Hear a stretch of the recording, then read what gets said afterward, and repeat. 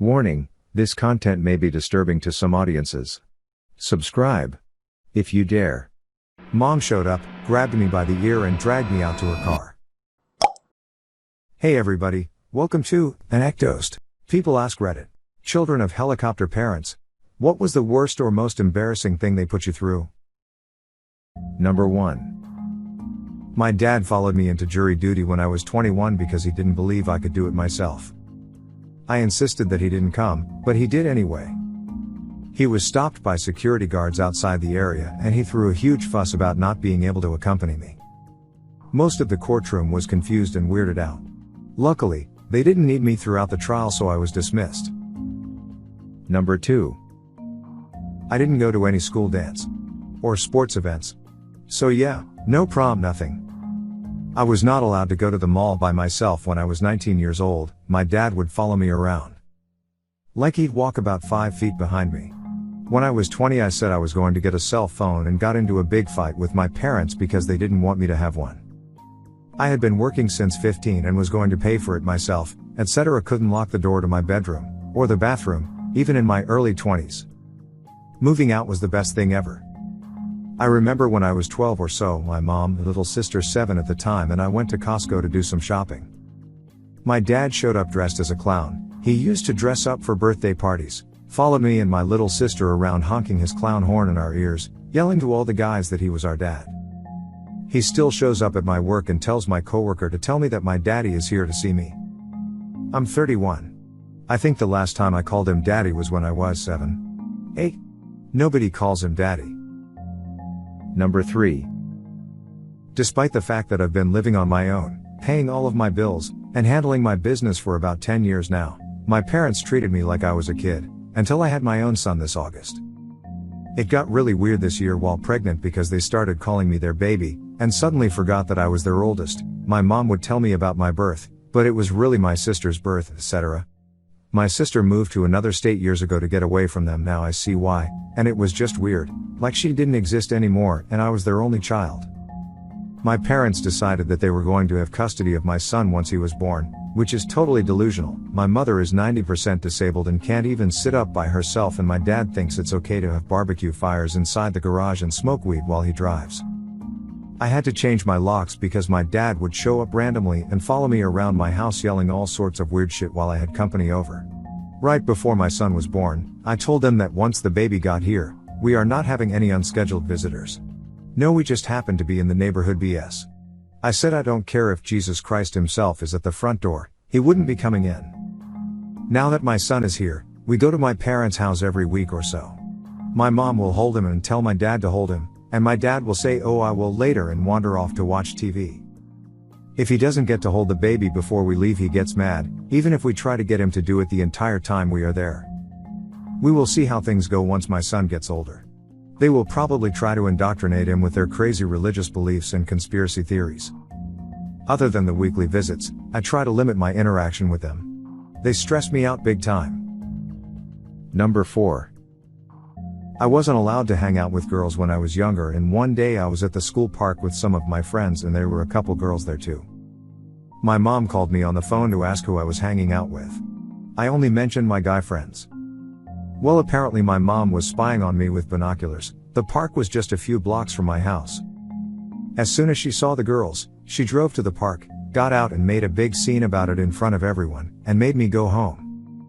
That probably wasn't even the most embarrassing thing she's put me through. There's been countless other situations.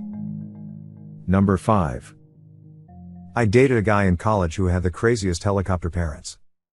As a 20-year-old dude, he was not allowed to leave his condo, that they owned.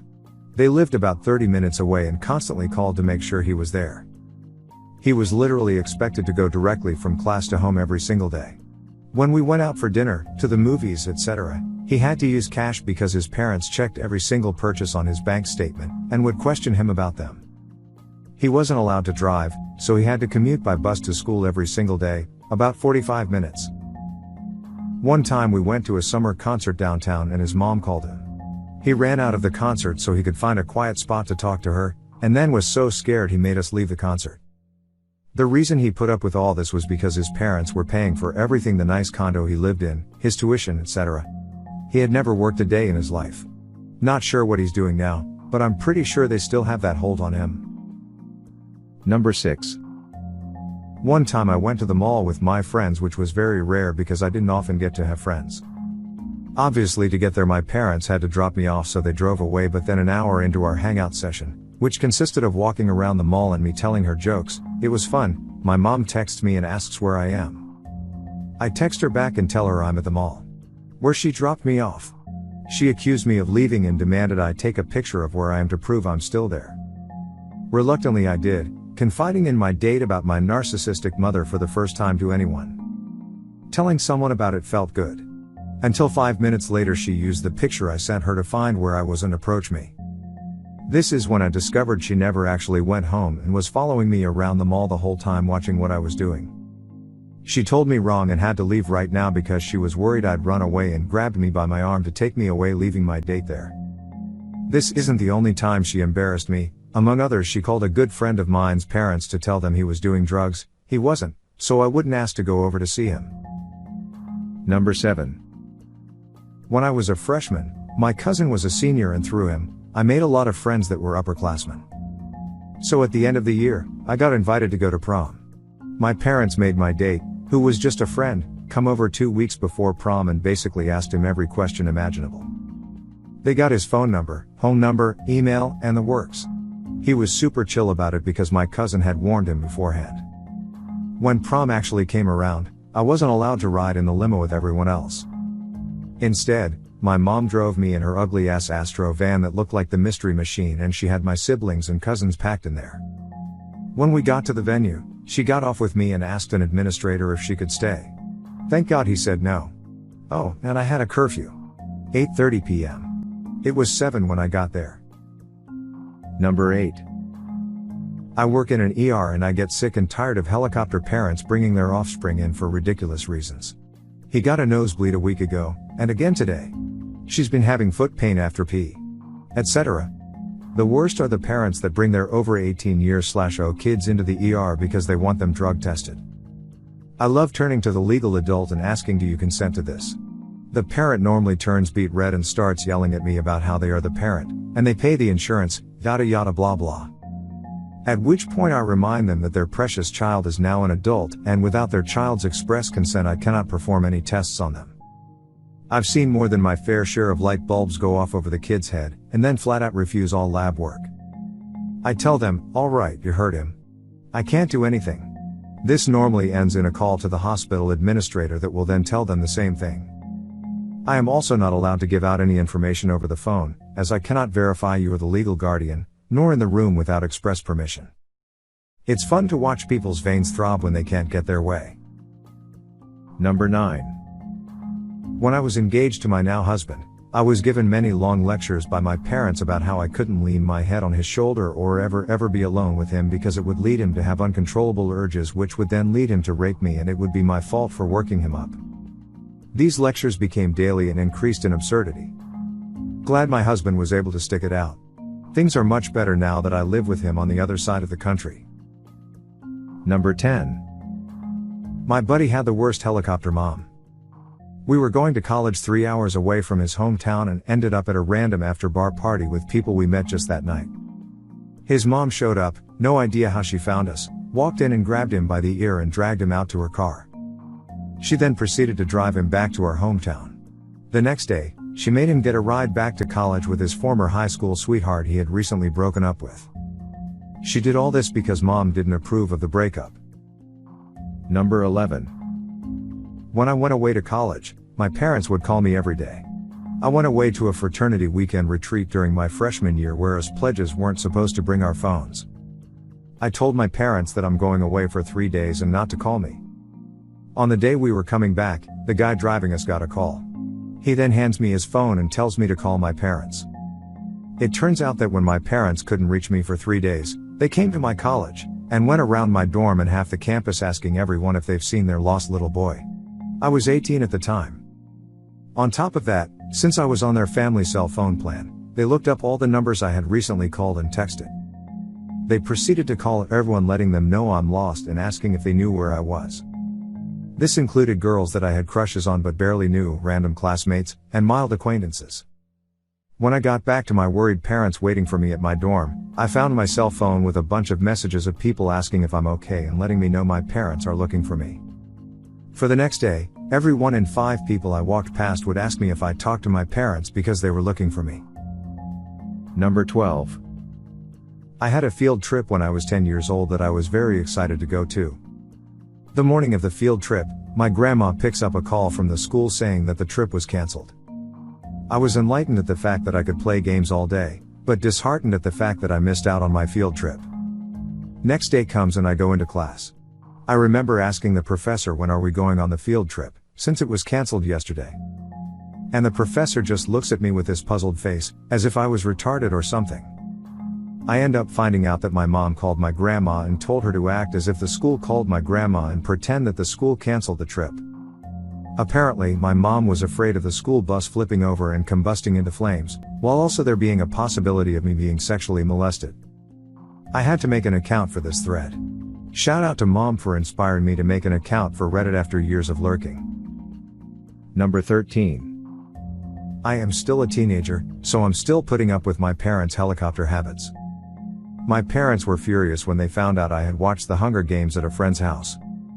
Same thing happens whenever I watch a movie rated PG or above and they're not there to fast forward through the kissing scenes and mild cursing. They don't allow me to spend money without telling them first. I once bought a pack of gum without telling them. It wasn't pretty.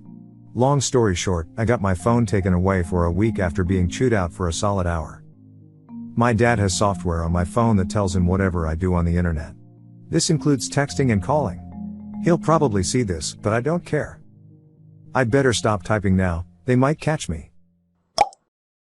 Hey everybody, welcome to ANECDOSED. People ask Reddit. What was the worst thing that you did/said while being angry? Number 1. A drill sergeant threw a padlock at the ground when he was fake pissed about something. Popped a guy in the knee and had him in crutches for weeks. Dude got medically discharged while in basic. Number 2. I told my mom I hated her.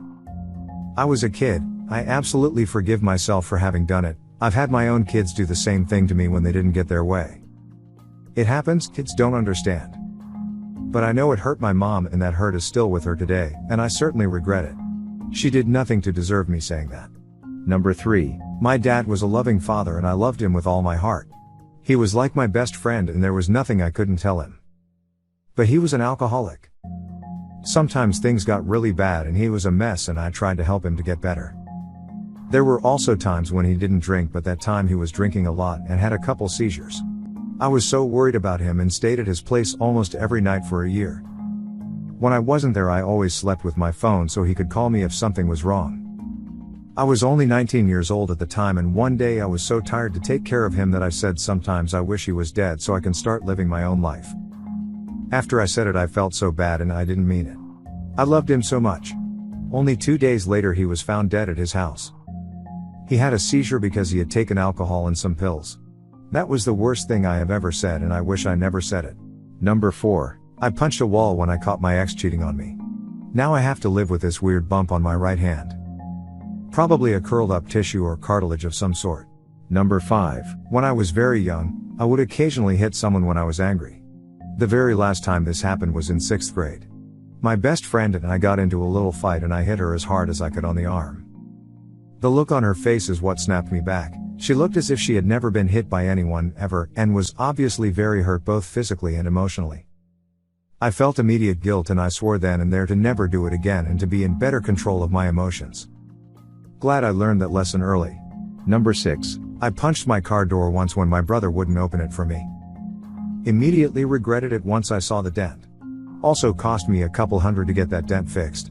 Number 7. I cashed out she was seeing someone else, and threw a $3,000 engagement ring that I never found. Number 8. In middle school, one of my classmates was permanently in a wheelchair. He was also a bit of a bully. He was making fun of me and a friend, and in the middle of it I said, "Come on, friend, let's go find some stairs." I still cringe pretty hard about that. Number 9. My sister's ex-boyfriend was a volatile addict. Lied, stole, abused, destroyed, you name it, he did it. Still, she loved him, even after she left him. They kept in contact off and on, and he recently contacted her after leaving sober living, catching a federal charge, and overdosing, then being revived.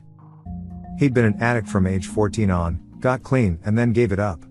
She was so mad and distraught at him for throwing away his sobriety that she said, "Just die already if that's what you're trying to effing do." She regretted it instantly, and he knew she didn't mean it, but still, she said it. 2 weeks later, he died of an accidental overdose at 23. She's devastated. Number 10. I was being baited by a couple of people online. One of the girls tragically had lost her parents in the tsunami in Asia back in 2004-2005. Well, she really kept calling me heinous shit online and started getting others to do the same. She told me to say the worst thing I could, as I was clearly too thick to think of any rebuttal. To cut a long story short, I said, "Your parents purposely jumped in the water to kill themselves, as it'd be less painful than dealing with you." Needless to say, when I got into 6th form, UK 16 to 18 years, the next day, I got suspended pending investigation for 3 days. The silver lining is that they found evidence they baited me a lot and frequently bullied me, so they had to apologize in writing to me. Number 11. My brother was in middle school, and he biked there every day. I told him that I hoped he got run over. He was hit by a car that very morning and had to be revived 12 times that day. Nobody expected him to live. I've never gotten over what I said. He lived, against all odds. Number 12. I came close to killing a guy. And had the situation even been slightly different, I may have. A few years ago when I was 17, my dad, for lack of a better term, had everything failure. One after the next, his organs just stopped functioning. And he was being kept alive by just about every machine medical science has produced so far. And in turn, my father lost his ability to speak, so he needed someone to take over guardianship, so he had someone to make decisions for him. You have to be 18 to be a guardian, and I was only 17 at the time, so my mom applied for guardianship. Why wouldn't she be his guardian, right? She was denied guardianship.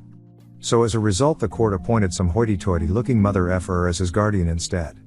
And this man would listen to nothing we had to say. I hated this man more than anything. My mom and I had decided at a point that the next time my dad would have some sort of organ attack, we would allow the doctors to make him comfortable and let him go. The appointed guardian denied it. Finally, about 6 months later, I met this effer for the first time in my father's hospital room. He legally needed to tell my dad something in person, I guess, I'm not exactly sure.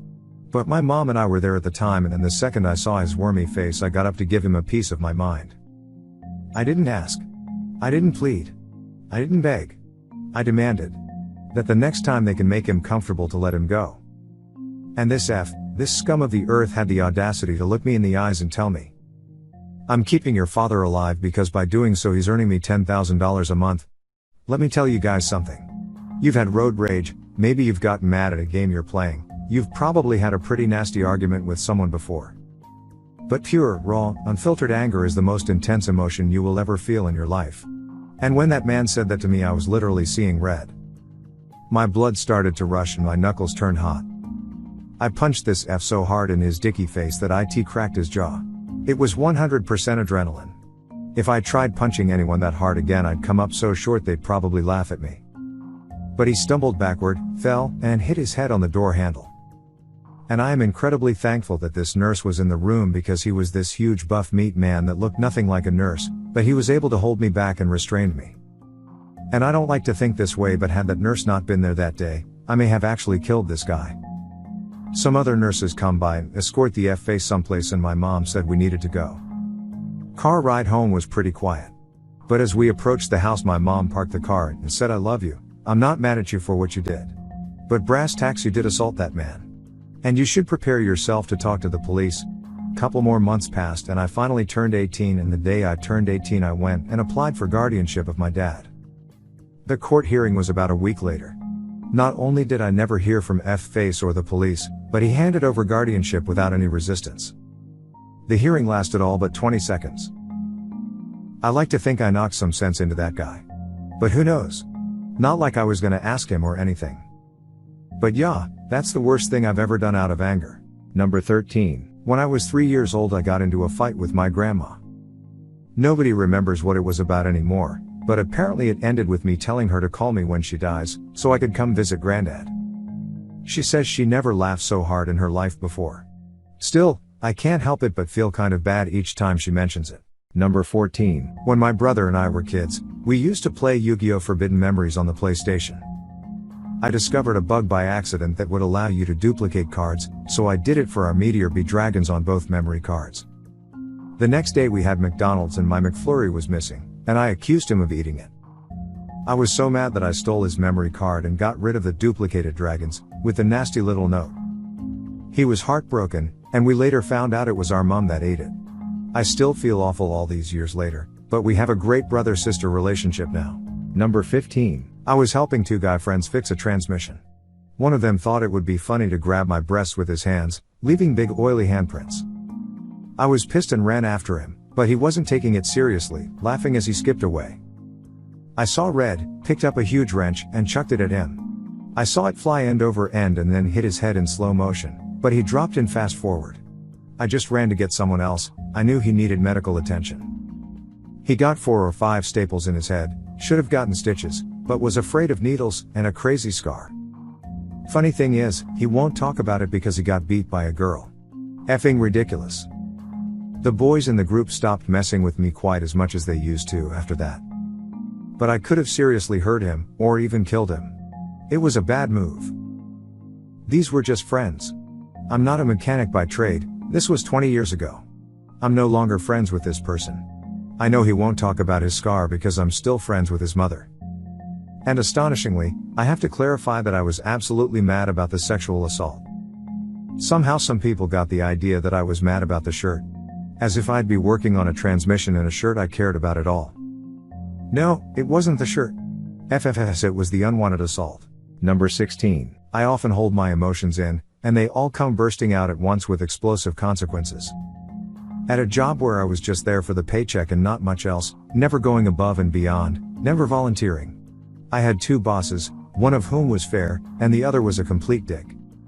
Day after day, I cataloged things the dick manager did that was ineffective and useless often. It was clear he wasn't very good at his job and often used a punishment of others to mask his incompetencies. One day, when he wrote me up for being 5 minutes late to work, I said fine. Other that day, he wrote me up for taking a break that was too long by 2 minutes. Whatever.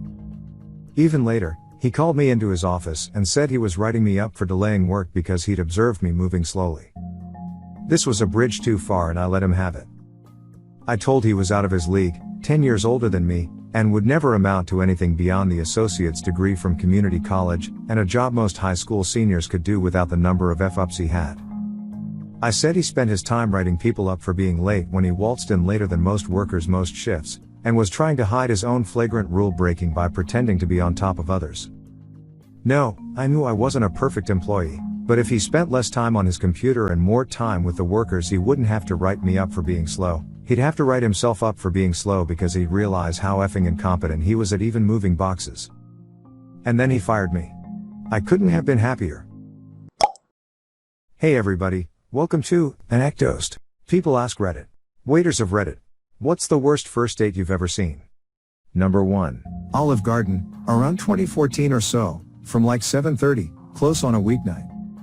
Middle-aged man of sub-average attractiveness was sitting alone at a table with a glass of water, insisting that his date would be just a few minutes, there's traffic. At around 9:15, the manager had to come out and let him know that the restaurant would close at 10, and if he'd like to place a food order, he should probably do it now. He ordered a bruschetta appetizer, and said again that his date was on her way and they'd order when she got there. 9:45, this beautiful woman walks in and awkwardly stands by his table. I couldn't hear the conversation they had, but the man then asked for a box for the appetizer and they wound up living together without her even sitting down. Number 2. I work in an Italian restaurant. A few years ago I waited on a guy and girl who met for the first time upon arriving at the restaurant. There were awkward pleasantries exchanged at the door and then they were seated. When I was taking their order, the guy asked if we had soup because he had mouth surgery a few days prior and chewing food was still a little rough. We don't have soup, so I explained that the softest food on the menu was gnocchi. He ordered the house gnocchi and proceeded to cut each tiny dumpling into 4 or more pieces and slowly chew each piece. He ate that entire dish over a 3-hour period and the girl stuck it out for the whole thing. She looked miserable and I'm pretty sure they never saw each other again. Number 3. More a story of a non-date. I worked at a cafe and it was a small local chain, so there were 2 other locations in the city. This guy sits down for about an hour and comes up to the counter and asks if we can call around to the other locations to see if this girl was there, because they had a date planned and he was sure she must have just gone to the wrong location. We called to the other 2 locations and they said they never saw anyone fitting that description. The guy stuck around for another couple hours, buying 2 more drinks and a sandwich, just waiting until we finally closed for the night. I felt so awful for him. He seemed so crushed. Number 4. Oh. He made a comment to her about how he's not Jew, so she should order whatever she wanted. She was Jewish. Spent the rest of the evening in silence as he went on about how his ex-girlfriend was anorexic and so annoying about food. He was happy to be on a date with a woman who could eat like a normal person. So weird. One of the only times she spoke was to respond that she was Jewish. It was a quiet night in my restaurant and I was nearby doing side work. She seemed like a very shy person. Number 5. Served a couple a few months ago. Every time I walked over, he would always be the one talking, and she would just be sitting there not having a good time. At the end I asked if it was one bill or separate, and she immediately piped up separate. I go and take his payment, and as I hand over the debit machine to the girl, I see the guy take his phone out and start swiping through Tinder. Number 6. Late to the party here, but I was bartending in NY and watched this couple that had met on Tinder have their first date sitting at my bar. The girl was a complete maniac. Kept bringing up the fact that the dude she was with could be a psychopath and could murder her. He had given no indication of this, and went on Tinder while he was still sitting beside her at the bar. Kept telling him he was lucky that she agreed to meet him at all and she didn't think he'd be this boring. She ordered about 5 or 6 lits and several shots. He literally just had 2 beers. She made him pay for everything. My favorite part of this shit show was that he excused himself to go to the bathroom and left through the fire escape. Absolutely brilliant. To be clear, there was only one official entrance and exit. This dude escaped out the back and she went searching for him. Straight up thought he had disappeared out of the bar. Number 7. Dude would not stop eating her effing food. Other table actually noticed and we casually people watched the date together. Girl looked miserable. Asked if she wanted the rest of her food boxed up and she said no, but the guy was like, actually yes. It was painful. Number 8. I used to work at a very small neighborhood restaurant. Everyone that came in was a regular. Most were couples in their 40s, 50s out for a quiet dinner, but there was one standout. A very handsome man in his early 30s would come in, it seems, only to break up with women. About twice a month he would come in with a beautiful woman and part way through their meal she would be crying. I always tried to clean the tables near them for as long as possible, but I never heard much of his speech. He always tipped well and was super nice to me and my coworkers. It was just brutal seeing him bring in a new lady and knowing what she was about to go through. Number 9. I was working in a small restaurant with 2 floors. A woman and a man came in and I had a table for them upstairs. It looked like they had a first date because they were asking those getting to know each other questions. After ordering food, the woman had to go to the toilet, which is downstairs. As she walked to the stairs, the food arrived. She walked down, tripped and fell all the way down, knocking her head on the ground. 2 colleagues immediately rushed over to her to see how she was doing. She was unconscious and bleeding from her head, so they called an ambulance. I went to the man while he already started eating and told him his partner didn't know how to call her, fell down the stairs, and that she was unconscious and that an ambulance was on the way. He walked to the stairs, looked down and walked back to his table to finish his food. Later the ambulance arrived, and I asked him if he wanted to go with them to the hospital, and he said no while finishing her food as well. It was so awkward, he just sat there for another 45 minutes eating, drinking, paid the bill and left. I still don't know what kind of relationship they had and whether the woman is okay. Number 10. When I was a waitress, my favorite couple was an escort and her regular John. He looked like George Costanza, short, fat, bald, no style, super shy though, and couldn't make eye contact with me. She was a breathing Barbie doll, sweet as pie, super charming, and she tipped really well and signed her name with little hearts. After a few years of them coming every few months, I noticed that this dude looks different, better somehow, stronger, better posture, less flabby looking. So I asked him, hey man, you're looking really good, did you change something? He is too shy to really answer and mumbles something about losing some weight. I'm like, no, you're carrying yourself differently, your whole presence is different. So Barbie escort presses him with a cheerful go on, tell her. And he confesses that he's taken up weightlifting and cycling recently and was thinking about doing a triathlon. I like to think she was an escort life coach.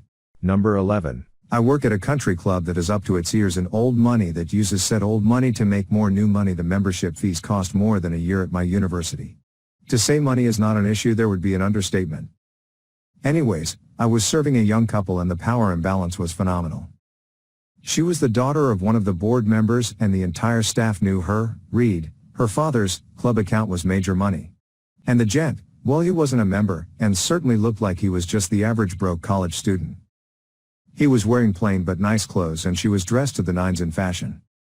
The date seemed to go smoothly enough, nothing out of the ordinary. Until she gets up and leaves the table before I have brought out the bill. I bring the bill to the counter, knowing it is well over $300 worth of food and drinks, all things she insisted on ordering 2 bottles of top shelf wine, neither finished 2 steaks, when he asked for the chicken and she insisted on him eating steak like a man, and he solemnly goes to pull out his wallet and starts tearing up apologizing that he won't be able to tip. I mean, I've never had a customer cry over not being able to tip. And he further explained he was a server too and that she didn't know he wasn't rich and she left because he had told her about his scholarship. I was flabbergasted. And kindly reminded him that at this country club we do not take credit cards nor cash, we only charge to accounts. And so her father got a hefty bill. Rest assured he signed a handsome tip to me in her name. Club policy is that the registered guests may sign for their host member, given that the members have invited them. It was entirely satisfying. Last I heard her father cut her off. I can't help but smile at all the life lessons she is learning, like working to go on dates. Number 12. Worked at Applebee's. This woman was the worst woman I've ever waited on. She was needy and slurped down her iced tea like there was a worldwide shortage. He was silent. He didn't talk once except to order his quesadilla burger, and she just kept going and going, prattling on. And she was mean too. Talking down about how people were losers to be servers, and how much better it was to work in a shop. At the end, he went to the bathroom and just never came back. He apparently jetted out the side door where the Togo girls worked and gave them a 20 to give to me. Worst woman was just sitting there and waiting for him to come back. I stood there at the server's station just waiting for her to realize he wasn't coming back. So after 10 minutes, she just started crying, pushed her chair over, and flounced out. I didn't get a tip, but it made my night. Number 13. This is actually a story where the somewhat awkward guy was doing pretty good until my boss F'd it up for him. So there was this couple on a first date, seated at a table in the back. At first I didn't think much of it, wasn't even aware that it was a first date until the restaurant's phone rang. A man called to let me know his son was there on his very first date ever. The son was in his late 20s. Obviously this was a big deal to him and he called the restaurant to make sure we would do our best to make sure they had a pleasant evening. My boss heard and instantly went to the kitchen in order to make sure they would get a special treatment. What followed was plates with rose petals, red hearts, etc., way over the top. When serving the plates my boss even mentioned the phone call. To finish it off, the dessert came complete with fireworks and all that. The idea was sweet, but obviously this was way too much for a first date of 2 people who were basically just getting to know each other. As the evening progressed, the girl was visually put off by my boss trying too hard. Poor guy. Up until then he had been doing quite well, the pair seemed to have a lovely evening. Until my try-hard boss entered the scene, that is. The girl was polite towards the end of their date, but it was obvious there was not going to be a second date. And it wasn't even the guy's fault, other people ruined it for him. I felt so sorry for that dude. Number 14. I once had a guy come sit at my bar who was waiting for his blind date. He orders a couple of drinks to calm his nerves. Well, he probably should have slowed it down to keep his mouth from working faster than his brain. Anywho. She shows up and is way out of his league. She is absolutely beautiful. She orders a drink and they start talking. I come back to check on them and I hear him talking about how much he hates children. He was saying things like how he hopes he never has any, and that he will never be stuck taking care of them, and how he wishes that kids couldn't be taken into public places so that he wouldn't have to be around them. She looked him dead in the eye and said, "Well, I have a daughter, and I love her very much." She grabbed her purse and walked out on him. The look on his face was absolutely priceless. Number 15. I work at a fairly nice Italian restaurant, where we do a lot of business. One night a man who I was not even serving came up to me while I was punching an order in on the computer and handed me $20 and a napkin with a phone number on it. He proceeds to tell me I am on the worst date of my life, this woman is horrendous and I have to get out of here. Take this $20 and please go to the nearest phone and call me and tell me that I have to get home right away. I don't care what excuse you make up, I just gotta get the hell out of here. Initially I thought he was kidding until 2 minutes later the guy who was serving him came up to me to tell me how wicked this woman was and how he could tell the guy didn't want to be there. I promptly called that guy as soon as I had a free minute. I called him and told him I broke down on the side of the road and needed a lift. I never talked to the wicked woman. Consensus from the server in charge of her table was she was just overly rude and off-putting. One of my shining achievements as a server. Hey everybody, welcome to ANECDOSED. People ask Reddit. Adopted Redditors. Did you ever contact your birth parents? If so, was it worth it? Number 1. My father was adopted. In 1990, when I was 6 years old, he decided to do everything he could to find his birth parents. In 1992, he found them. Well, he found his birth mother. His birth father had died in his 30s. Here are the reasons that it was good for him. Mima, as my siblings and I call her, is a sweet, wonderful woman. She gave my father up for adoption because she was 15 when she had him. She ended up marrying his father. She had felt guilty about giving up her child her entire life, and my father had felt a sense of misplacement throughout his. Therefore, finding each other filled a void in each of them. Since his mother and father had ended up marrying each other, he had a full brother, as well as a very extended family otherwise. His brother and he look very much alike, share many of the same interests, and have chosen similar paths in life. They're best friends now. He found the search for his birth parents so interesting, and learned so much doing it, he ended up going into searching for people's birth parents as a profession. Eventually he got his master's in social work and finally figured out what he wanted to do with his life, kind of. It's a stressful industry, so now that he's getting older he's moved to something a little less difficult on the body and heart. His father died of lung cancer in his 30s. My father was a smoker at the time. In his 30s. He quit soon after he found his birth mother. In addition to such specific ancestral health information, general health history has been helpful to him and my siblings. Getting a new grandmother was awesome for me, my brother, and my sister as well. Each of the above reasons, plus more Christmas presents. It should be noted that it doesn't always work out this well. Not by a long shot. My father had an adopted brother whom he helped to also find his birth parents. It turned out that his mother was 13 when she had him and his father was her rapist grandfather. So, that could happen. Regardless, once you've decided that you want to find out, you're never going to feel complete until you make an effort to do so. Number 2. Commenter. I could meet my birth mother and I kinda want to. However, I am the product of an extramarital affair.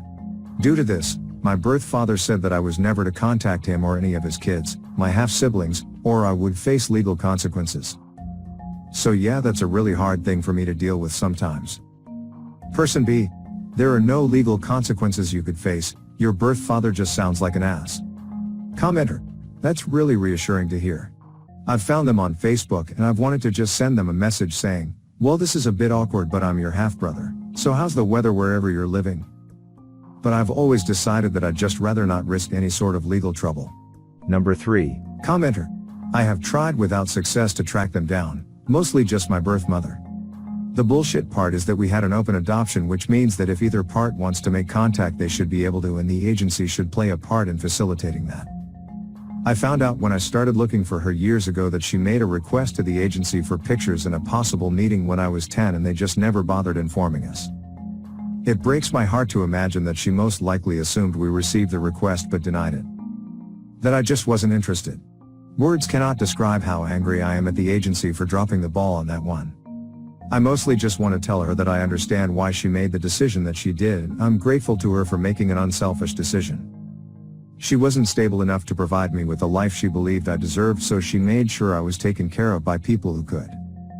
She was bipolar and entering a psychiatric hospital around the time I was put up for adoption. I want to tell her that I'm bipolar too and was recently hospitalized at around the same age, so I understand what she was going through. I also want to ask her about her experience and if it was similar to mine. Person B. I'm angry for you. That agency has a contract of responsibility. Things like this make me furious because it's your life, not a game. Number 4. My mom was part of a pretty stereotypical, closed adoption. When she was around 42 she found her biological sister by chance. I'm not sure of all the details, she had looked before but didn't want to find someone who didn't want to find her. Her and her biological sister are 10 months apart, but her bio mom kept her sister. We are now in full contact with my mom's biological family. One thing my mom taught me at a very young age is that our Grammy, her adopted mother, is her real mom. When someone asks who her real mom is, she says it is her adoptive mom. Grammy raised my mother practically from birth, and because she didn't give birth to my mother doesn't make her any less of a mother to her. After a couple of years, I became comfortable referring to my biological grandma and grandma. She recently asked my mother to call her mom, and I believe mom had some trouble with it. Number 5. My wife found her birth mother about 4 years ago via a post on one of the Find Your Birth Parent/child sites. She had looked through about 1,200 posts. When she saw the one with her info, she was shaken to the core. We talked about what to do next. I don't think she expected to find anything. We did email the person who posted. There were a lot of verification questions based on things they knew about the adoption process to try to ensure that it wasn't a scam. Everything checked out. They talked a day or two later. The conversation lasted hours and my wife found out that she has a whole family she didn't know about, lots of cousins, aunts, uncles, etc. Her birth mom became an instant grandmother. I now have 2 mothers-in-law. One of the most difficult parts of the discovery for her was telling her mom and dad an adoptive. Her parents adopted her almost 40 years ago. She wasn't sure how to tell them. She waited about 2 weeks unsure how to proceed. When she finally did tell them, they were supportive as always. They always knew it was a possibility. They just wanted to know that their little girl was okay. A couple of years passed, communication continued, and we decided to make the 2,200-mile trip to meet her birth mom. We made it a family driving trip and visited all of the standard spots including the Spam Museum in Austin, MN. That was pretty cool. My wife was okay the whole trip until we got about 30 minutes away. At that point all of the trepidation hit her and she wasn't sure what to do. I talked her through it and 30 minutes later we pulled into the driveway. One of her birth mom's closest friends was there as well. The moment the truck entered the driveway both of them started crying. It was a wonderful first per second meeting. They talked for 5 or more hours before calling it a night. The next afternoon, we met the rest of the family. It was interesting seeing their resemblances and watching her discover some of the genetic quirks demonstrated by other members of her newfound family. We spent a week there and had a great time. They talk pretty regularly and both feel like a void has been filled in their lives. I don't know if this is normal, but it worked out really well for my wife and her birth mom. Number 6. I was put into foster care at the age of 15, and though I haven't been legally adopted I still live with my foster family. I aged out of the system and didn't see my biological mom since I was around 16. I'm 19 now and just last Sunday was the first time I talked to her. Some backstory, my mother was abusive and addicted to meth. I have 2 younger brothers which I raised, now 9 and 6. I was the one who called the cops for domestic violence and worked so hard to get a better life for my family. My biological mother later decided that she would sober up a bit to get the boys back, and I didn't go back home. Since the court date giving her back the rights to my brothers I hadn't seen or talked to her. I recently decided it was time, and I met up with her. She didn't know I was coming, it was after a visit with my brothers. She hugged me and began to cry. Honestly, at first I thought I was going to be angry and yell at her, but our talk was really calm. She said she felt that he had been a good mother to me. I told her I felt the opposite and that no loving mother would do what she did to her kids. I told her how I hated her, that I didn't see her as my mother, and that even though she haunts me I pray she will sober up to be a good mother for my brothers. It was maybe a 20-minute talk but damn did it feel good. I don't need to talk to her again. The weight and grief from what I went through has lightened and I can move on. So, yes, I think that talking to biological parents can be a good thing, but only if you're ready. Number 7. Commenter. I found my birth parents when I was in my late 20s. It took a lot of combing through old birth announcements on microfiche and calling the adoption agency until I got someone sympathetic. They didn't tell me outright the names but they gave me all the info they could legally and then confirmed a name I had. My birth mother denied my existence. I never called her again. My birth father is a nice guy. He and my full brother flew out to visit me, and I've seen them several times since. Through him, I got my medical info and a few details about my first few months. It was worth it for me to find out. My adopted sister has no interest in finding her birth parents. We are both in our 40s with our own kids now, so to each his own. Person B. Were your father and brother able to say why she denied your existence? Was your brother adopted, and does she also deny that he exists? It seems like something very traumatic must have happened to her to make her want to deny a child she gave birth to. Commenter: I'm not sure about my birth mom situation, but pregnancy out of wedlock, particularly in teenage girls, was a scandal of the highest order back in those days. There were only two socially acceptable solutions, adoption or marriage, of the shotgun variety. It was a very different time. You can Google baby scoop era for some further reading on how very different a time it was. In summary, the vast majority of unwed, usually teenage mothers found themselves in a maternity home. Sometimes, they were sent there by their parents. Sometimes, they were recruited right off the streets, no doubt with enticing lies and/or heavy guilt tripping. Maternity homes were effectively minimum security prisons by another name. The birth mothers-to-be were kept as inmates. For various, backwards reasons that I won't get into, it was largely accepted that they were dysfunctional individuals who needed to be taught a harsh lesson. In Canada, and I believe elsewhere, the vast majority of babies were not voluntarily relinquished, but taken and illegally trafficked to adoption agencies. Abuses of all manner were common in maternity homes. In short, it was routinely a traumatic experience for these young women, for a long list of reasons. Number 8. I was adopted by my stepfather after my real father skipped town on my mom and myself.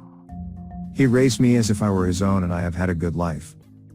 By the time I turned 19 or so, my real father wanted to get a hold of me and I ignored it. My thought pattern was, why should I give him the time of day if I never received it? Sometimes I do second guess my decision though. The story is that he knocked my mom up when she was 15 and he was 17. Fast forward a year or two after being born and they've decided to start a life together to try and make it work. So the three of us are on our way to my mom's sister's place for dinner with her family. Apparently what happened was he asked mom to stop driving, he got out of the car, said that he's out, and hitchhiked almost 90 miles back to where they both were from. The only memory I have of him was him taking my candy bar and devouring it in front of me. It wasn't until around 8 years later, when I was about 10, that my stepfather adopted me. My bio father had to be contacted to sign off that he has given up his parental rights to me. Number 9. My parents divorced when I was 3 and my dad was emotionally abusive throughout my whole childhood, textbook emotional abuse. So when I was 7, I stopped seeing him for a year and a half, then caved and started seeing him again. I stopped again when I was 13, started again 6 months later immediately realizing it was a mistake, stopped again when I was 14, and am now 18 and haven't seen him since. Each time I stopped seeing him, I told him exactly why I wasn't happy seeing him, vocally and in writing, telling my dad I didn't want to see him when I was 14, face to face, and seeing him start to cry, and everything was by far the most difficult thing I've ever done, as I had to keep a blank face or he'd think I wanted to see him and my mom was pressuring me or something. I know my dad loves me and I know he never had a good example of a father, so he's managed to kind of F up parenting me and my half-brothers, and I know I broke his heart when I stopped seeing him, but at the same time I know being around him made me angry, upset, and even depressed at times. I feel constantly guilty for not seeing him, but at the same time, my life is so much easier without him and I'm still not sure I could deal with the emotional blackmail. I'm the type of person who stands up to people if I think they're doing anything wrong, and tells people to F off quite regularly even if it's at my own expense. I got beaten up quite badly by a guy at a party for not letting him feel up my unconscious friend, but my dad expects me to be totally unquestioning of his arguments and to just go along with what he says when he tells me not to be friends with someone, or whatever, and that means that we both just end up fighting. He was a great dad at times and he encouraged me to do lots of things that my mom didn't, such as creative writing and playing rugby. My mom didn't want her daughter getting hurt in such a rough sport, and his criticism about my school results pushed me to work harder, which was good for me. But he still hurt me a lot and I'm not sure I like him as a person. He got in contact a couple of days ago because the main UK exam results came out and he wanted to know how I did. He also got in contact on my 18th birthday, but I never know how to respond because I still don't know if I did the right thing. It was right for me, but I know I hurt him a lot and I have no way of knowing if he's changed. Hey everybody, welcome to AskReddit. People ask Reddit. Serious, ex-prisoners of Reddit. Who was the most evil person there, and what did they do that was so bad? Number 1. Commenter. My mom was locked up with Selena's murderer. And we all know what she did. Every Mexican woman wanted to kill her, so they kept her away from everyone. Person B. Damn effing Yolanda. So your mom never met her? Commenter. Nope. She never spoke to her. But I remember as a kid visiting my mom and she whispered for me to look over at the other side of the room. And there that Puda was. Looking just like the actress in the movie. My mom said she never spoke to anyone besides her attorney. I mean, I guess the death threats were crazy. Especially from some woman who bit her husband's penis off. Person C. I went to high school with her niece. No one knew she was related to her until one day everyone was talking randomly in class and somehow Selena came up. Someone mentioned how they hoped Yolanda died and she just broke down crying. Everyone was confused and she had to confess that they were related. Apparently her whole family has shunned her, but it's still a sore spot. Everyone in that room was sworn to secrecy, so naturally the entire school knew within a day. Number 2. I was 16 but tried as an adult, so they kept me in a 21 and under pod. Malvo, the DC sniper, was in my pod. Also, one of the first people I saw in a chain gang was Charles Manson's brother. Swastika on his forehead and everything. Number 3. One of the women on my wing cut up her lover and put his body parts in an empty TV box, then put the TV box on his mother's doorstep. I used to let her thread my eyebrows every fortnight until I found out what she was in for, lol. There was also a girl on the same wing who told me she was in for missing probation. I got on well with her. When I got out I started Googling everyone and found out she was in for trafficking children. I was mortified. Number 4. Not in prison, but I was an intern in a public defender's office over 10 years ago. The one that stands out was a juvenile locked up for the third time for molesting kids aged 12 to 16. Kid was obese and clearly very damaged.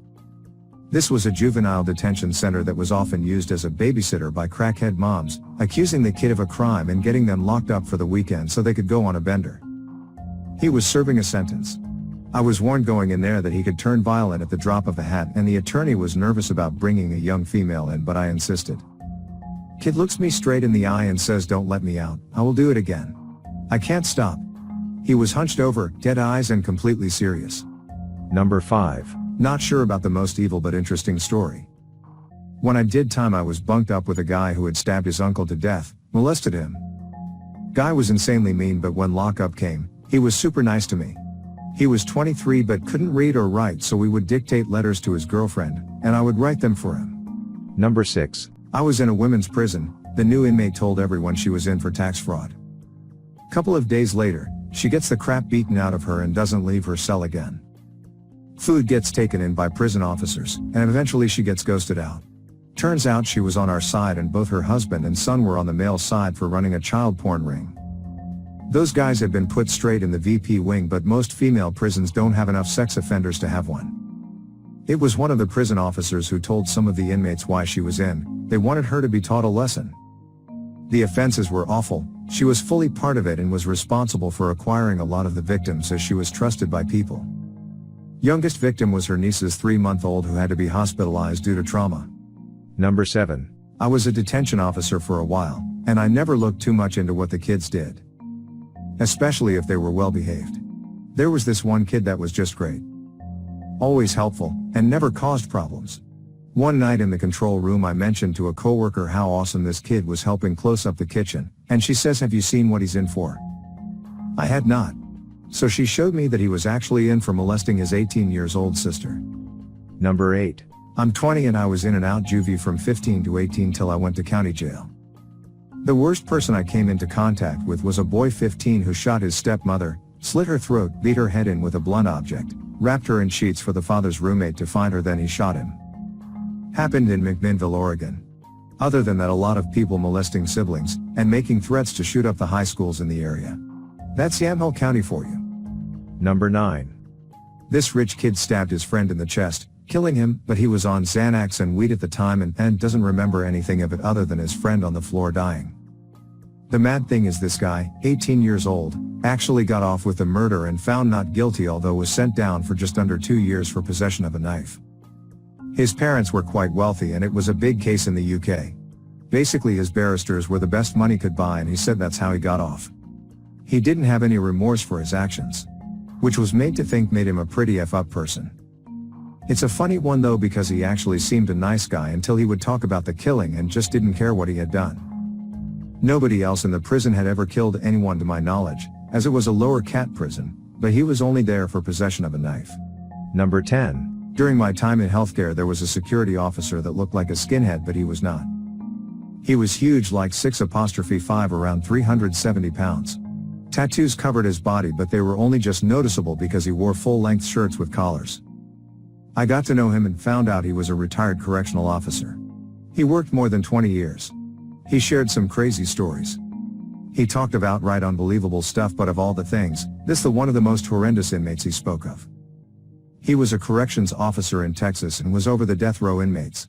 He said this one was there for kidnapping a mother and her 2 daughters. After raping and killing them, he drove them out to the desert to drop their bodies off. One of the girls somehow survived and made it back to the road where a trucker found her. I'm pretty sure they already executed this guy, and on the day of his execution, this security officer at the time telling me this, told the guy, "I'm going to go home and have a great meal and think of you dying." Number 11. When I was in jail, my cellie was a guy that tied his old lady down to their table and tried to carve "Do not resuscitate" into her chest. Halfway through, the cops showed up because the neighbors could hear her screaming. I tried as politely as I could to tell the captain that I don't mess around with woman beaters and asked for a block transfer. Thankfully they put me on a work release, which was awesome because I got to work in the kitchen and deliver food to the different blocks. No food hall meals were brought to you, and you never left your block except to go to the basketball CT or the library. Well, one day I'm serving food to one of the solitary cells, and as soon as the slot is opened, a drenching wet magazine gets thrown out. Turns out it's covered in piss, and the woman inside is the chick my previous cellie carved up.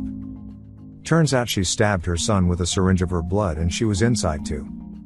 Some crazy stories all around, but that couple far and away were the craziest people I saw. Number 12. Commenter. My friend's dad was a volunteer chaplain, taking care of prisoners' religious needs, at the county jail. He came into our criminal justice class to talk about working at a jail. He told us that the most evil people at a jail are the ones that show no remorse for their actions. He saw the guy that killed the foreign exchange student that attended the University of Utah, and he told us that the guy didn't seem to care at all. He was calm about everything. Person B. Kid in my history class shot up my school last year, killed 2 and injured 4. I remember when the cops got him, they got footage of him being taken into custody, and a reporter asked him, "What did you do?" He just started laughing maniacally and goes, "I killed a couple kids. So F it up." Number 13. Commenter. I wasn't an inmate, I was an officer, so my opinion might be disqualified. But at a facility I worked at, we were a level 5, which is maximum security. Lots of people who had life without parole, and just a bunch of different things happened. One guy was on a documentary because he traveled across several states and killed around 5 people total. He was pissed because the documentary blamed him, but he always tried to say his father hitting him as a child made him kill these people. Then there's the old guy who molested his young grandchildren and was furious that he was sent to prison cause they were his grandkids, so he could do whatever he wanted. He had also molested his children when they were growing up. Lots of sick things in a max security prison, and those would be nothing when compared to a federal supermax. Person B. My mom was adopted by a woman who was sexually abused by her brother. The brother actually sexually abused many members of the family, and everyone knew what he was doing. My grandma was abused by this guy, but she still sent my mom to stay with him and his family during the summer. And when my mom told her what was going on, she never stopped sending my mom to stay with him. Well, my mom told me she was molested by her uncle from literally as young as she can remember, and stopped when she was 15. She also told teachers and other people, but no one believed her. Everyone said, "You shouldn't talk about your uncle like that, he's a good man." Everyone thought he was such a good man because he was very involved with the church. Her uncle ended up killing himself. But I've always hated my grandparents for letting my mom go through that. Number 14. Commenter. I was with Christian Knighton in LA County Jail. 2 cells over from him. He was trying to get noticed and raised his hand to hit someone on the Southsiders bad news list. He stabbed his cellmate a gang of times in the neck and chest, killed him. This was years back. He later became a Mexican mafia member but dropped out because he himself ended up on their hit list. I wouldn't say he was the worst though. LA County has a lot of crazy vatos, Bloods, Crips, Asian gangsters. You name it. Later I ended up in a high desert state prison. One of the Hispanic groups are called the Norteños, Northern Mexicans. It was very brutal how they removed their own people for getting out of line. They have a policy that they can't stop stabbing until the guards break it up, which can take forever. I watched them as they stabbed a guy damn near 60 times for using drugs. Massacred that dude. They have a policy of no drug use. Person B. Do they consider weed a drug? Commenter. No, they can smoke weed and drink lightly. They really only mean hard drugs like heroin, meth, pills, etc. Reasons being they have to have healthy bodies and be in tip-top shape due to California prison yards being so hectic and dangerous. Prison is a big mental game as well, healthy body, healthy mind as they say. Person B, interesting. Probably too big of a risk to have heavy addicts with sensitive information or ties that could be exploited. Commenter, yes, when I was at Salinas Valley the cops were getting super disrespectful and thought they were big shit. These particular individuals were part of a gang created by prison guards called the Green Wall, who are known to be corrupt as F. They went too far and beat down a southern Mexican for no reason, put him in the hospital and covered it up. The Southsiders put a green light, a hit, on all prison staff. So if a Mexican were to get close to a guard they were to stab them. There were 300 southern Mexicans in the prison so the guards seemed pretty scared. Eventually a guard got his throat slit and lived, some female guard got knocked out and stomped on pretty good and had to get airlifted out to a hospital. She never came back. A lot of guards are as bad as inmates and instigate the violence. Number 15. This lady was married and her husband cheated. He had a full-blown affair, and ended up with a love child. Somewhere along the line the wife is babysitting the husband's illegitimate child. He comes home from work, sitting down to eat dinner and asks her how the baby is. She says, "I don't know." "You tell me?" This bitch ended up killing the baby, cooking it, putting it in the food and fed it to him. She's doing 2 life sentences. This is in Arizona by the way. She looks like the devil, her eyes are literally black and she looks like she has no soul. It takes a lot to creep me out, but this lady's vibe is one of the darkest things I've ever felt in my entire life. Hey everybody, welcome to AskReddit. People ask Reddit. Hotel workers of Reddit. What is the worst thing you have found in a room after a guest stay? Number 1. 3 guys in one room left all of their windows open and lights on overnight in the summer. I have never seen so many different types of bugs flying around the room, it was terrifying. We ran in spraying bug killer like our lives depended on it, then ran out and left the room for an hour. We were unable to walk to a floor that was almost black with dead bugs.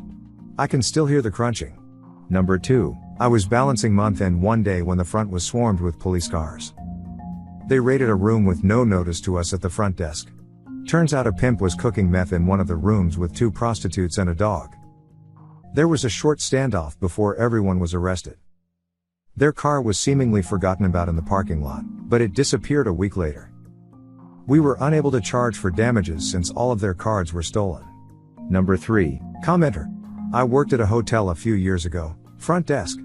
I checked out a nice couple in the morning, they were very friendly, said they enjoyed their stay. Then housekeeping got to their room, the poor woman looked shell-shocked. I got to go through the room with a camera and my supervisor to document the state of the room. 2 large, black, devil-headed dildos, lots of Ziploc baggies with powdery residue, syringes, some used, some still with caps on them, including 2 in the toilet, and more travel-sized bottles of baby oil than I could count.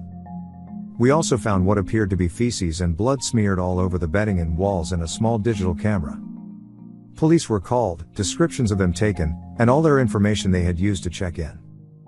I quit soon after, so I don't know if they ever found them or pressed charges. Person B. It's always the seemingly nice ones. Number 4. It happened about a week after I started working night audit. This guy who was staying on our first floor had decided to go outside to smoke in only a towel. His towel apparently became stuck in the door, and in a genius move, he grabbed the smoker's pole and busted out the window to his room.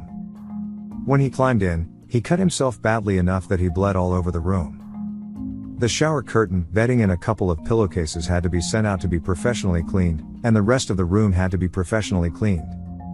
The hotel charged him with the cost of the window, the cost of the cleanings, and for every night the room was out of order, which was about a month.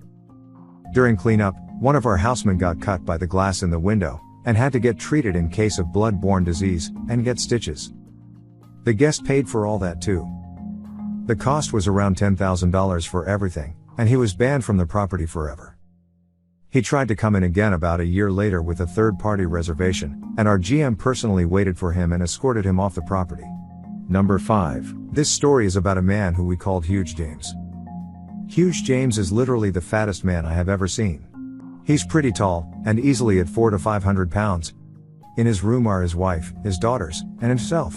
The women in the family were all normal size. This family quickly developed a bad reputation with our pizza chains that delivered, because they would order a lot of pizza and never tip the driver. The drivers would come down and complain to me or other front desk staff about this. It got to the point where the Domino's drivers would just give us the pizzas to take up to their room. Huge James and his family never let housekeeping in for about a week, and when they finally were allowed in, there was so much trash from fast food and pizza, that they had begun to stuff it under the beds. What is worse is that Huge James was physically too big to use the toilet in the room. We have rooms with reinforced toilets, so we absolutely could have accommodated him, so he had defecated in the tub. He then would use our nice white hotel towels to wipe himself, and just leave it on the floor. Nobody knew about the towels until our laundry lead, Miss Brenda, the sweetest and nicest little woman I know, found them herself. We had to throw the towels away, and we nearly lost Miss Brenda that day as well. While that was going on in the laundry room, one of our housekeepers was cleaning the room and noticed a towel tucked into the side of one of the beds. She pulled the towel out and a giant dildo came flying out with the towel. I saw the pictures of it, and end to end, it was almost as wide as the towel it was covered with.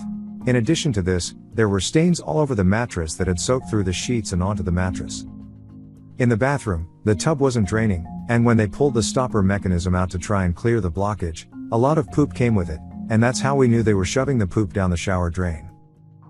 During this time, they had been staying on a third-party reservation and making a new reservation every few days. When the new reservation popped up in our system after discovering what they had done to the room, the GM decided to evict them.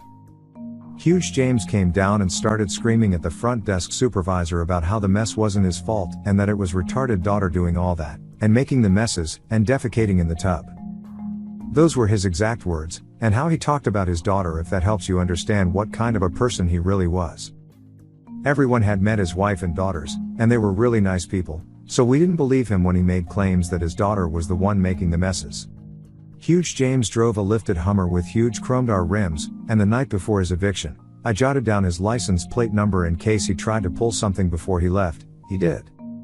When he found out that he was no longer allowed on the property, he trashed his room and smeared all the sauce packets from fast food and actual food on the walls, the TV, and the windows. They found food between the mattresses, and the bed frames had been broken. When it was time for him to go, we had police there to escort them off the property. After they left, all the damage was found in the room, and because I had the license plate number, they were found and charged with vandalism, I think, and we took them to court for the damage to the room.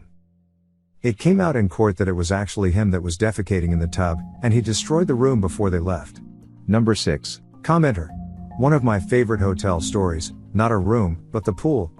It's late evening, and a woman comes angrily into our lobby from the pool with 3 children and says, "You guys need to do something about what's going on out there," and gestures to the pool area. I look at her inquisitively and she just says, "Go look, you see." I walk outside and it's pretty immediately clear the couple in the hot tub are discreetly having sex. I approach just enough to get their attention and say, "Hi guys, I know everyone's here to have a good time tonight, but we got a complaint about some hot and heavy activity in the hot tub." They're clearly intoxicated, but apologize and say it will stop. A few minutes later, the phone rings. It's the woman who complained before calling from her room which faces the pool. They're still at it. You need to do something. Children are staying in this hotel. I go back outside and sure enough, now that the spectators are gone, they're effing it out in the hot tub. I go back out, tell them to get out.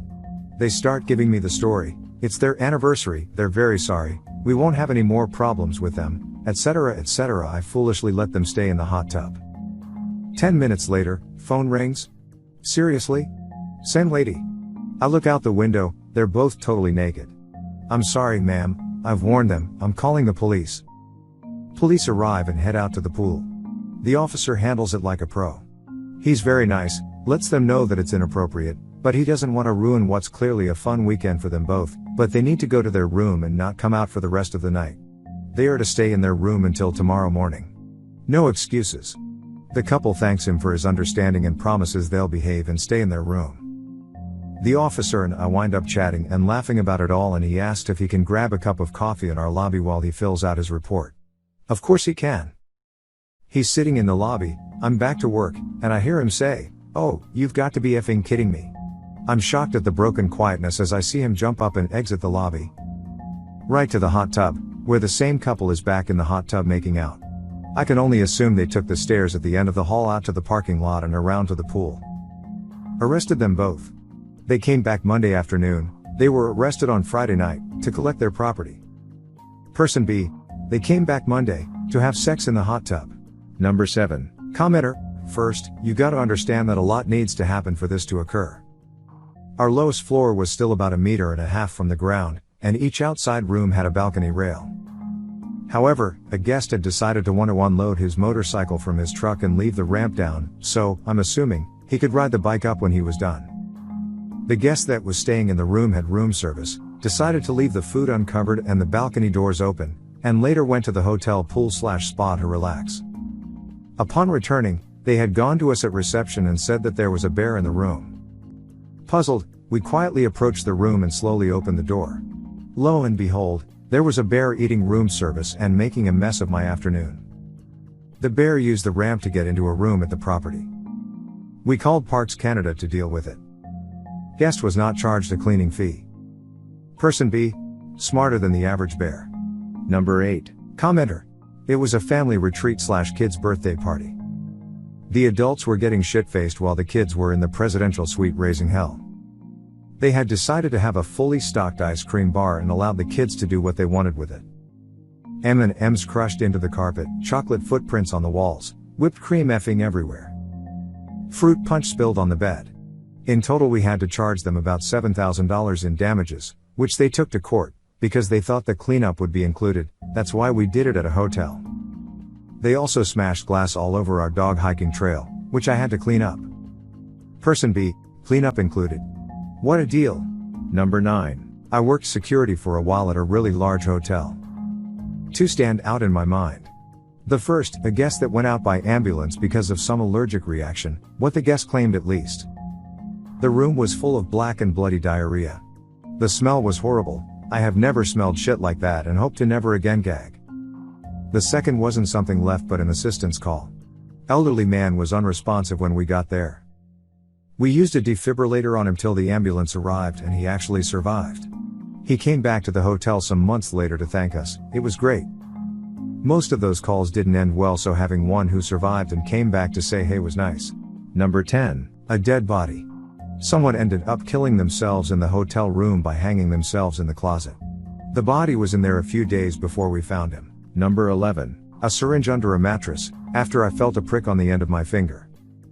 I was tucking in a sheet under the bed, and there were actually 2 uncovered insulin needles under there. I got rushed to hospital, hepatitis shots and a tetanus shot, 2 different HIV prevention medications for a month, monthly blood tests for about a year. I'm fine, and it barely stuck me in truth, but I was already afraid of needles and disease. I still feel traumatized.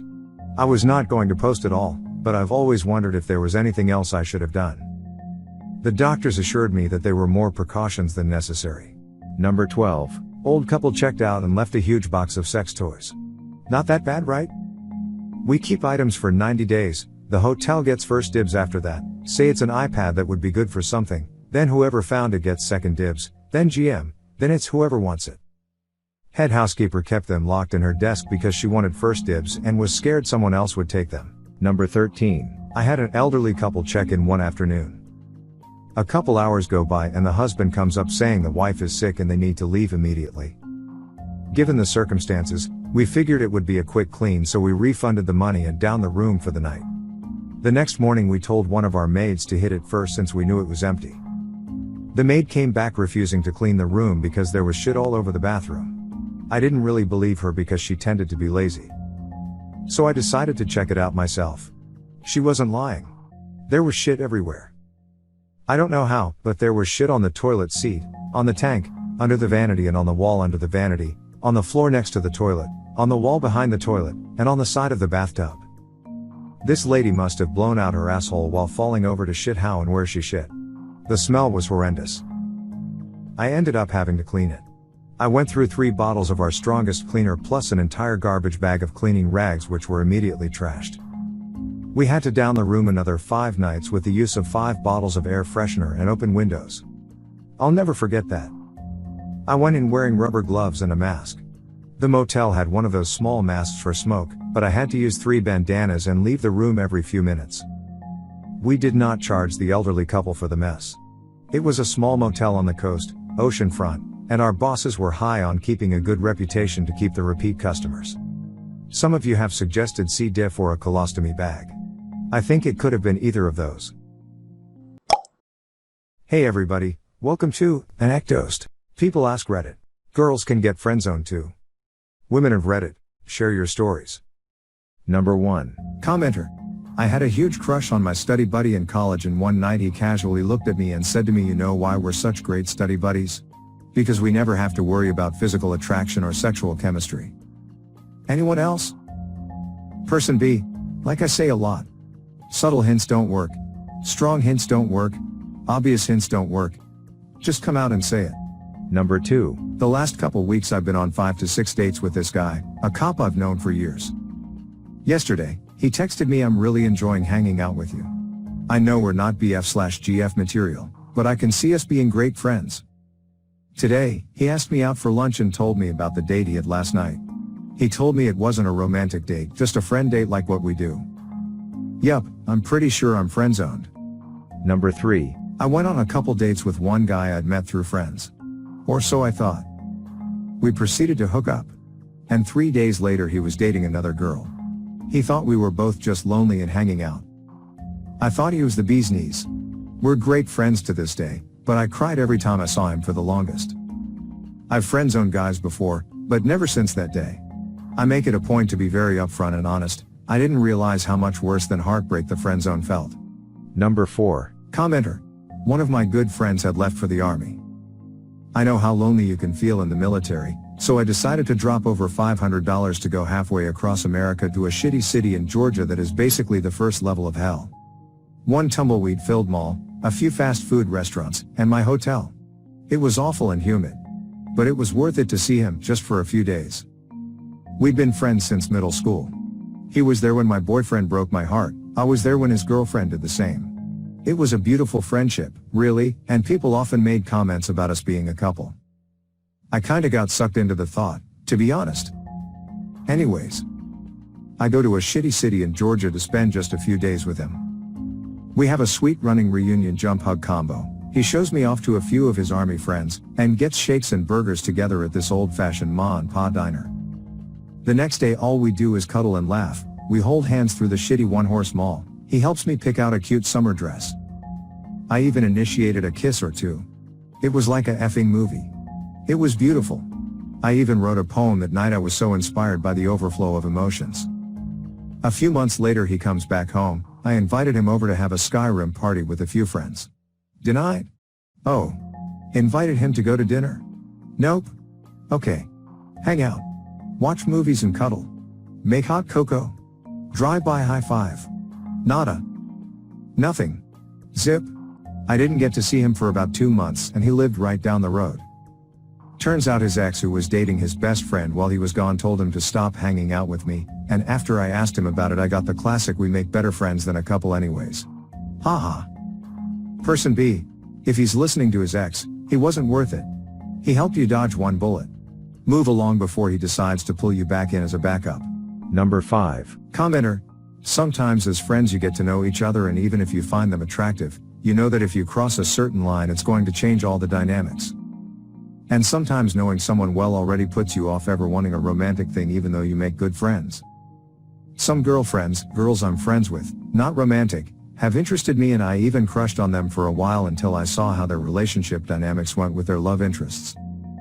I'd realized that I didn't ever want to be on the receiving end of how they dealt with that kind of relationship, whether it was the neediness, manipulation, jealousy, what have you, but I still loved the girl as a friend.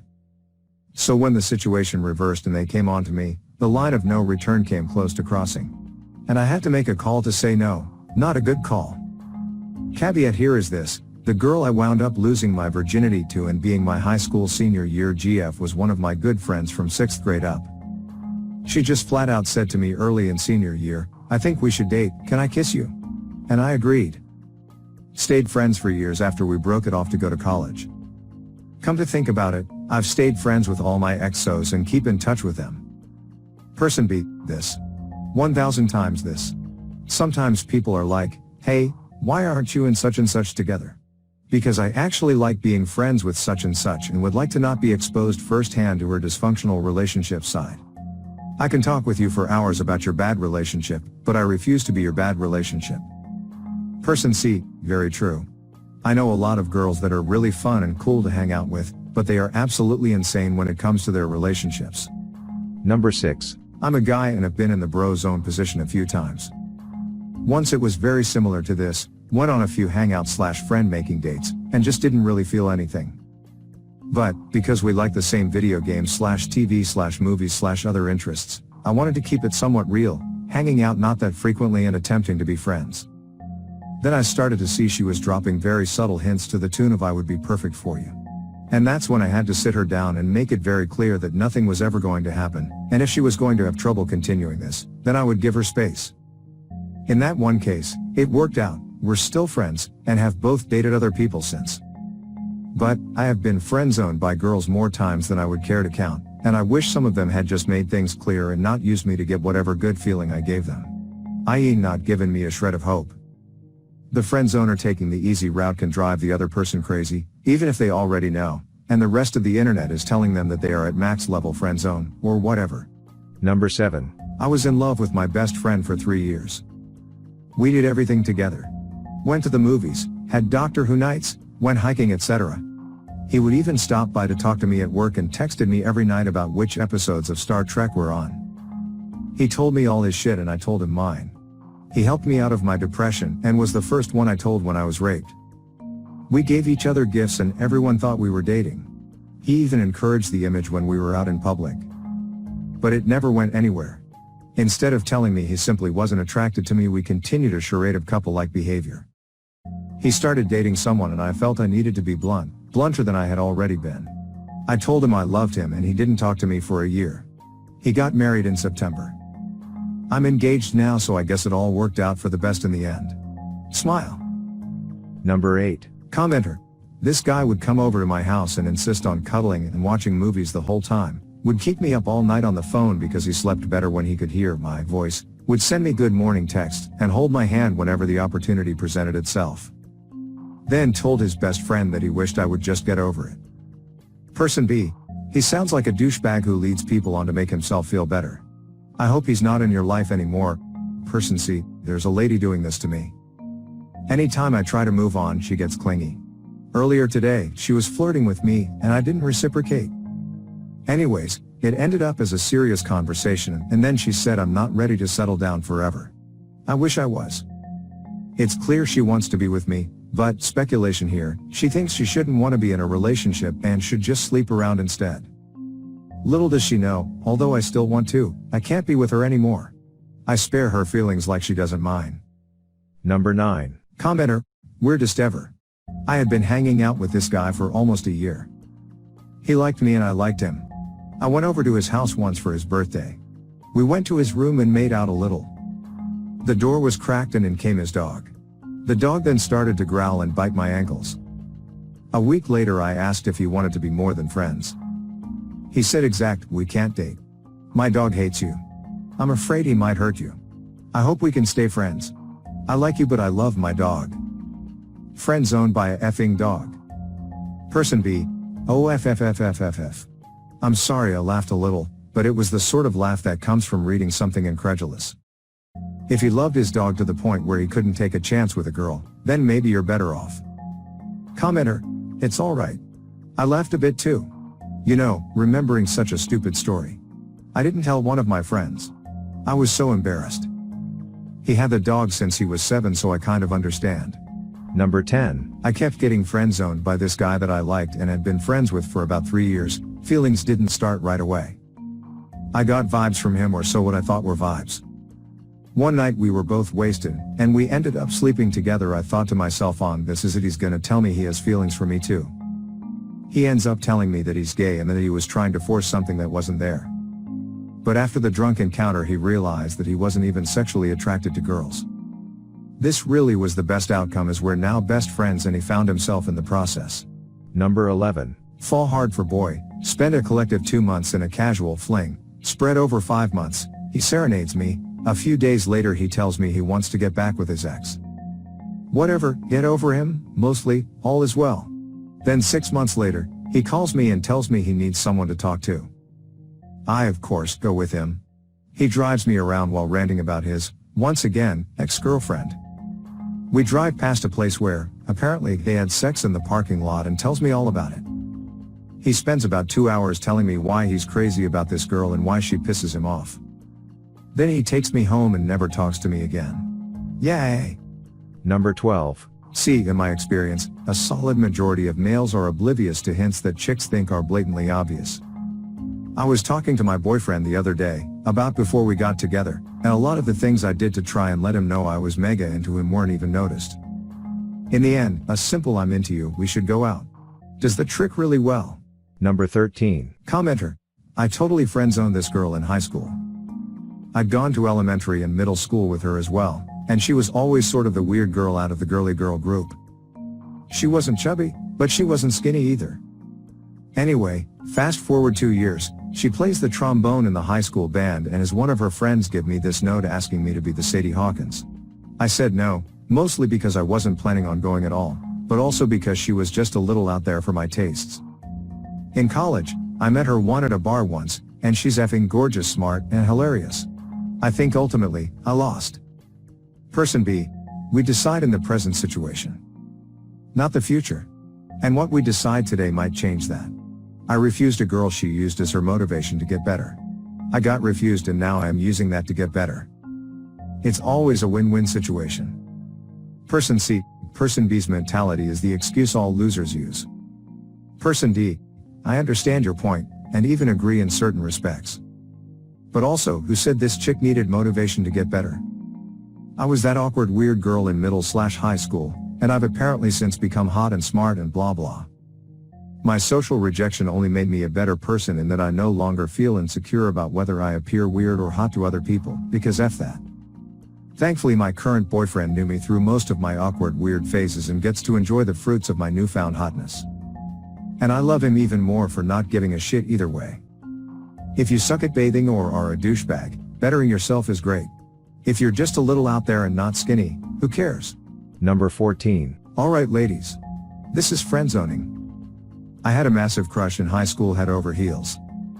We became friends because I learned on TV that friendship leads to being girlfriend-boyfriend. Curse you 90s romantic comedies that promise the shy quiet loner when applied a montage makeover sequence could get anything of their dreams. It has become clear that this person doesn't like me in that way but wants to stay friends. Sucks but cool. I hit on another person almost a year later, and the former crush breaks down in tears because they are afraid they will lose me and don't like seeing me with other people. Because I'm young and naive, I take this for hope that I got a shot. Nope. Next 2 years of constant rebuffs, but the slightest hints I am attracted to anyone else leads to waterworks. That is friendzoning. Make sure to share your personal story in the comments below and have the opportunity to be featured in a future video. Also, if you like these topics, don't forget to like, subscribe, and hit the notification button to continue seeing more content like this every day. See you next time.